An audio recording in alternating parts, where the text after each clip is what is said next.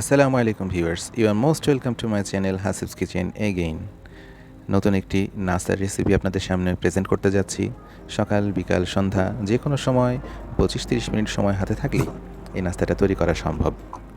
আমি প্রায় সময় বলে থাকি রান্না খুবই সহজ, কিন্তু কী কী ইনগ্রিডিয়েন্ট লাগবে সেগুলো রেডি করাই হচ্ছে আসল কথা।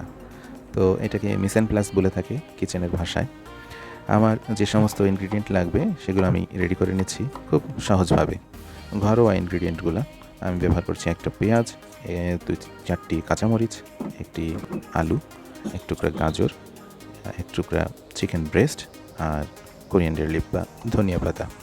কাটিং খুবই সহজ। আমি প্রথমে জুলিয়ান করে নিচ্ছি। জুলিয়ান করার জন্য ভিন্ন ভিন্ন সবজিতে ভিন্ন ভিন্ন প্রসেস থাকে, তবে ভিডিও দেখে আপনি খুব সহজেই বুঝতে পারছেন যে চিকন চিকন করে কেটে নিচ্ছি, তারপর আড়াআড়ি সেগুলোকে ছোটো ছোটো ডাইস করে নিচ্ছি। নাইফ ধরতে পারলে কাটিং অনেক সহজ হয়। নাইফ অনেক বেশি হাইজেনিক, অনেক বেশি ইফেক্টিভ, তাই নাইফ ব্যবহার করা একটু শিখে নিলেই হয়। অনেকে হয়তো আমার থেকে অনেক ভালো কাটিং করেন, আবার অনেকে হয়তো নাইফ দেখলে ভয় পান। যাই হোক, যার যেভাবে সহজ মনে হয় সেভাবেই ইনগ্রিডিয়েন্টগুলো অ্যারেঞ্জ করাই হচ্ছে আসল কথা। আপনি যদি নিরামিষাশী হয়ে থাকেন, চিকেন অ্যাভয়েড করতে পারেন, ক্যাবেজ, লং বিনস এ ধরনের ভেজিটেবলস অ্যাড করতে পারেন। 1 কাপ ময়দার সাথে নিচ্ছি লবণ আর 1 চামচ তেল। একটু মিক্স করে নিচ্ছি, হাত দিয়ে ভালো মতো মিক্স করে একটু পানি ব্যবহার করছি, উষ্ণ গরম পানি, 80 থেকে 90 সেন্টিগ্রেড তাপমাত্রা, অর্থাৎ আঙ্গুলে ভালো মতো সহ্য হয় এরকম তাপমাত্রা হলেই চলবে, এর বেশি নয়। এ ধরনের পানি, উষ্ণ পানি ময়দাকে খুব দ্রুত সফট করে দেয়। তো আধা ঘন্টা, 1 ঘন্টা বা 3 ঘন্টা ময়দা খামির দিয়ে রাখার দরকার হয় না। যেহেতু আমরা 20-25 মিনিটের মধ্যে নাস্তাটি তৈরি করব, সেহেতু গরম পানি ব্যবহার করছি এবং একটু তেল লাগিয়ে এটাকে ঢাকনা দিয়ে রাখলাম 20 মিনিটের জন্য। যে ইনগ্রিডিয়েন্টগুলো তৈরি করেছি সেগুলো আমরা এবার প্রসেস বা কুক করব। ফার্স্ট অফ অল অনিয়নটা ভালো মতো সতে করব ব্রাউন কালার হওয়া পর্যন্ত। এরপর জুলিয়ান চিকেনগুলো টোস্ট করব বা সতে করব ধীরে ধীরে। বেশি সময় লাগে না, বুকের মাংস খুব দ্রুতই সিদ্ধ হয়ে যায়। আর যেহেতু আমরা নাস্তাটি ভাজবো, সেহেতু আমাদের পুরোপুরি 100% কুক না করলেও চলবে, 80% কুক করব। আলু দিয়ে দিলাম, এরপর গাজর একটু নাড়াচাড়া করছি যাতে তেল সব জায়গায় ভালো মতো পৌঁছে যায়। ব্যবহার করছি কাঁচামরিচ বা লঙ্কা।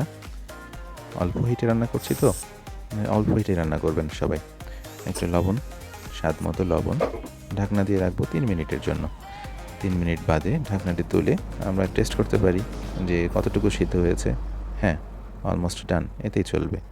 ফ্রেগনেন্সের জন্য বা অ্যারোমার জন্য কোরিয়ান্ডার অর্থাৎ ধনিয়া পাতা ব্যবহার করছি। একটু নাড়াচাড়া দিয়ে আমরা এটা একটু বাটিতে উঠায় রাখলাম।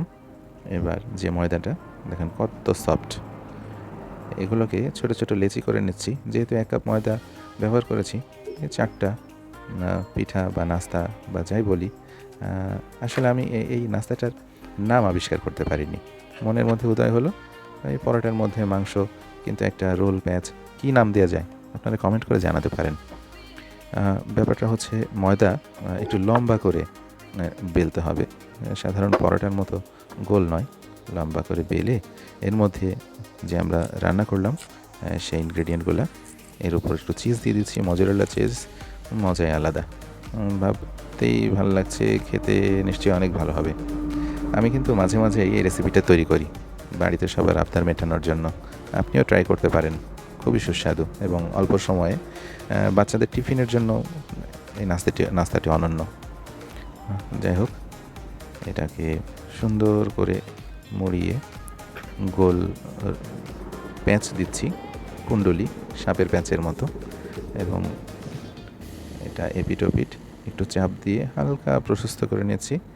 ঠিক একই প্রসেসে আমি আমার 4টি লেচি তৈরি করে নিলাম।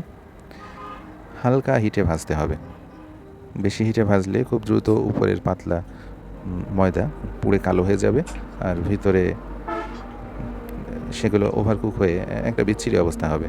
খুব হালকা হিটে 5 থেকে 10 মিনিট সময় নিয়ে ভাজলে খুব ভালো। ডিপ ফ্রাই করার দরকার নাই, শ্যালো ফ্রাই করছি। এই ডুবু ডুবু তেলকে আর কি শ্যালো ফ্রাই বলে। দেখতে পাচ্ছেন এপিট ওপিট উল্টাচ্ছি, নাড়াচ্ছি। What a colour! Golden brown মানেই হচ্ছে ফুড রেডি হয়ে গিয়েছে, অলমোস্ট ডান। এখনও যারা সাবস্ক্রিপশন করেননি আমার চ্যানেল, যদি ভিডিওটি ভালো লেগে থাকে আমার অন্যান্য ভিডিও চ্যানেলে ঢুকে ঘুরে আসতে পারেন, ভালো লাগবে ইনশাআল্লাহ। তো এই নাস্তাটার কী নাম দেওয়া যায় বা দিতে পারি, আমি বিকেলের নাস্তা হিসেবেই এটাকে নামকরণ করলাম।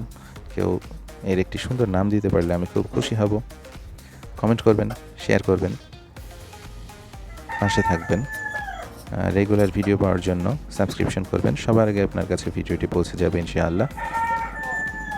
নাস্তাটি রেডি। টিস্যু পেপারের উপরে রাখলে ভালো হয়, অথবা কোনো চালনি, ছাঁকনি, যে কোনো কিছুতে রাখা সম্ভব। এই নাস্তাটি টমেটো সস দিয়ে খেতে খুবই মজা, তবে শসার সঙ্গে আমার খুব ভালো লাগে। কাঁচা শসা খুবই হেলদি, আমি এভাবেই পছন্দ করি। ভিডিওটি দেখার জন্য অসংখ্য ধন্যবাদ।